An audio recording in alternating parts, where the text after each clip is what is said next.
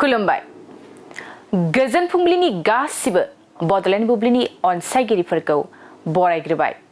दिनै 29 अक्ट'बर रबिबारनि फानजामुथिखौ फरायथिनो लादों आं किलिखां ब्रह्मआ।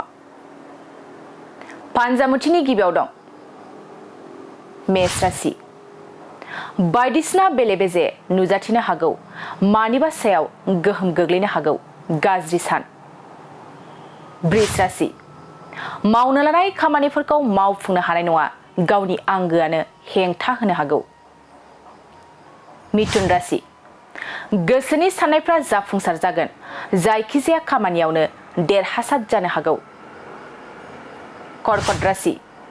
जोबोरैनो मोजां सान जागोन, जायखिजाया आनजाद होदोंब्ला उथ्रिनो हागौ नोंथाङा दिनै।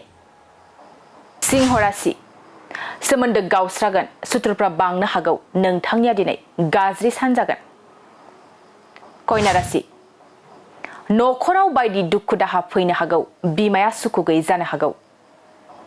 तुला राशि। जोबोरैनो सुखुनि सान जागोन, बिसि फिसायनि गेजेराव अनलायनाय फैगोन। वृश्चिक राशि। साननायफ्रा जाफुंगोन, गोसोआव हास्थायनानै थानाय गोथार फिथाइखौ मोनफुंनो हागौ। धनु राशि।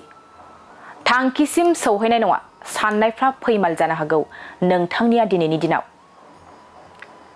मकर राशि।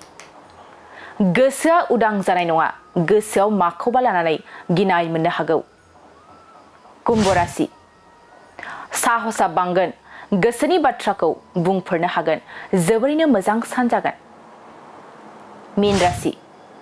जोबोरैनो गाज्रि सान जानो हागौ, जोबोरैनो गाज्रि थासारियाव गोग्लैनो हागौ नोंथाङा दिनै। दिनै सानसेनि राशि फरायथिनायाबो एसेनोसै। आसा खालामो नोंथांनि दिनैनि साना मोजाङै मोजां थांगोन, बेखौ बडलेण्ड बुब्लि नखरनिफ्राय मिजिंथिबाय। दानिया फैदो नोंथांनि फानजामुथिखौ बडलेण्ड बुब्लिनि हेफाजाबजों मिथिना लानि। गोजोन्थों।